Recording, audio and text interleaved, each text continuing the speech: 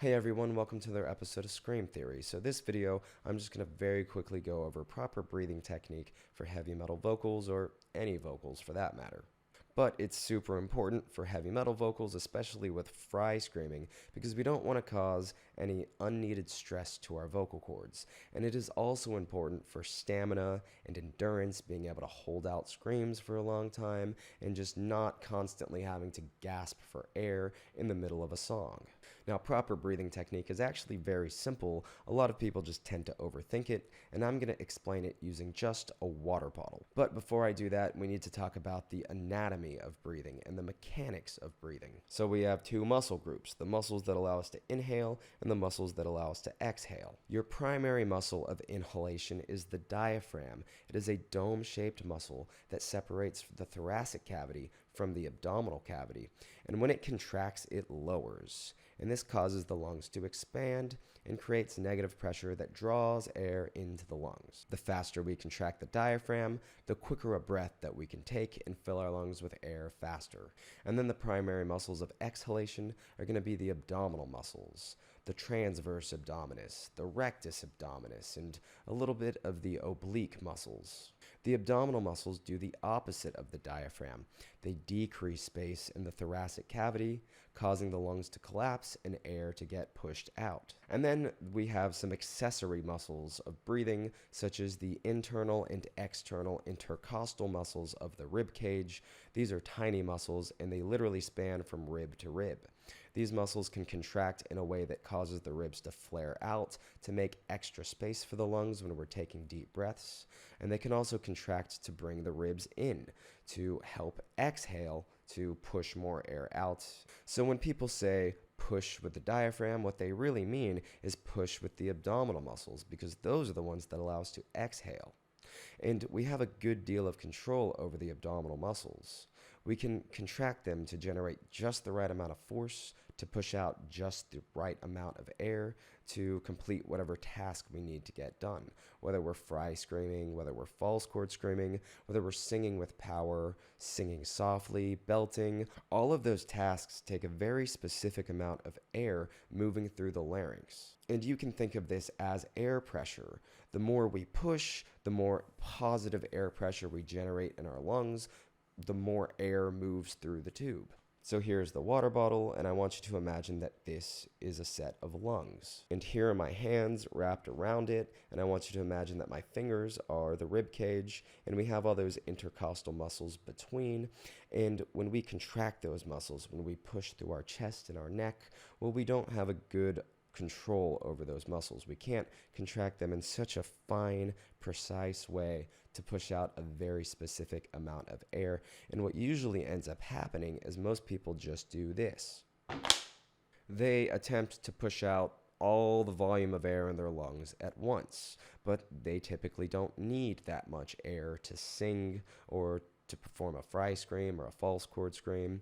So what happens is the vocal cords in turn slam shut, and they try to hold back any excess volume of air, only letting through the amounts that they need to do whatever task you're trying to do. And this creates a lot of air pressure in the lungs, but especially in the larynx. And that excess air pressure exerts a force on the underside of the vocal cords, and that causes unneeded stress to the vocal cords. So instead, imagine that my hands are now the abdominal muscles, and I can very precisely squeeze out just the right flow of air, generate just the right amount of air pressure to continuously push just the right volume of air out through the larynx. No more than I need to get the job done.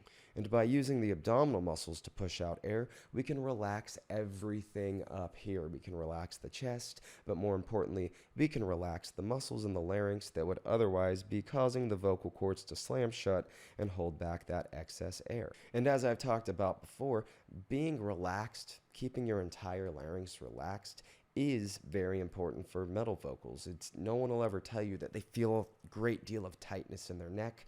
With fry screaming, there is a hint of tension in certain places, and that comes with coordinating the right movements.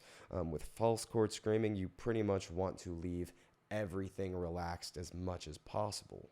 And I talked about why in my video about the Bernoulli effect in false chord screaming, but what I'm trying to say is don't feel tightness up here, feel tightness in here.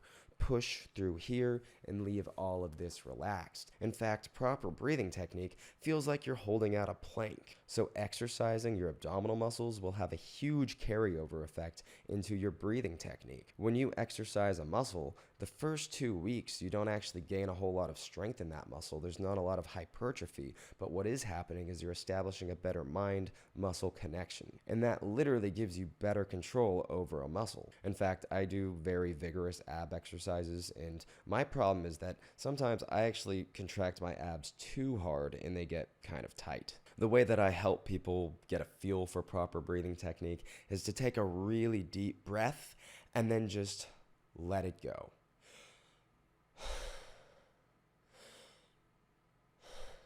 Almost kind of relaxing your posture so the air just escapes on its own. From there, do it again, but just give it a gentle nudge by contracting your abs.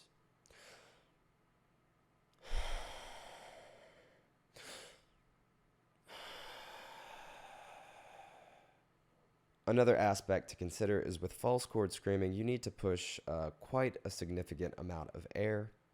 And I explained the reason for this in my video about the Bernoulli effect and false chord screaming, but basically is that there's a relationship between how much air we push and how much it causes the false chords to get drawn in towards the midline due to a vacuum effect of air moving through the larynx. And then also the false chords don't entirely come together and make a tight seal the way the vocal cords do. So there's always going to be this little gap between the false chords that allows more air to escape between them. However, with fry screaming, you can kind of do a very soft version of fry screaming where you can still produce a whole lot of distortion in your voice, but use very little air.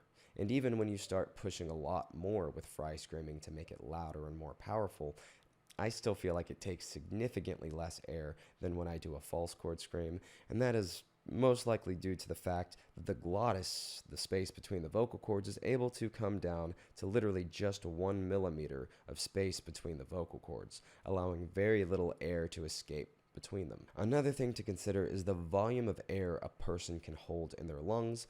This is referred to as vital capacity. Now, we're not able to exhale all the air in our lungs, otherwise the lungs would collapse, and that's not good. Now, there are two well-researched factors that affect your vital capacity, and this is body size and gender. Men can hold more air in their lungs than women because they have a more barreled chest.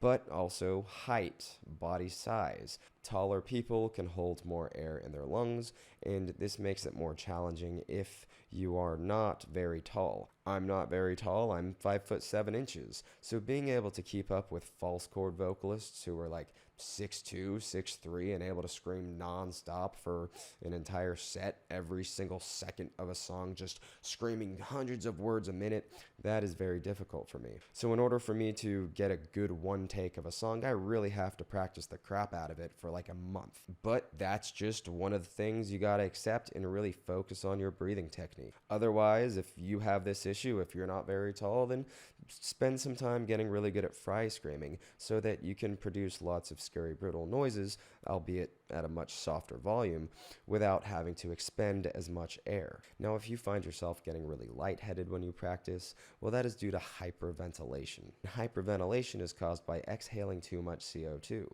And this makes sense, because when we're screaming, we're spending a lot more time exhaling than the time we spend inhaling. So a good exercise would be to strengthen the diaphragm, to try to really make it contract as forcefully as possible so that you can fill the lungs up with as much air as possible in those short amount of time you have to take a breath between words and between sentences. So anyway, that's it for this one. I hope this made sense to you. I mean, just by thinking about it mechanically, you're already heading in the right direction.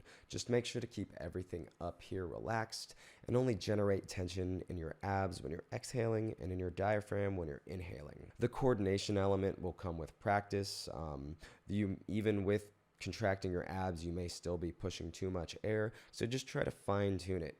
Find that balance between how much air you push and how it sounds. And for the most part, you're always going to want to try to undercut it just a little bit. You can push a lot of air and it'll sound amazing, but just try to find the bare minimum that it takes to make it sound good and just go a smidge lower. Anyway, that's it for this one. If you like the way I explain metal vocals and you want to support the channel, just give a thumbs up, comment, and subscribe to Scream Theory. I'll see you guys in the next one.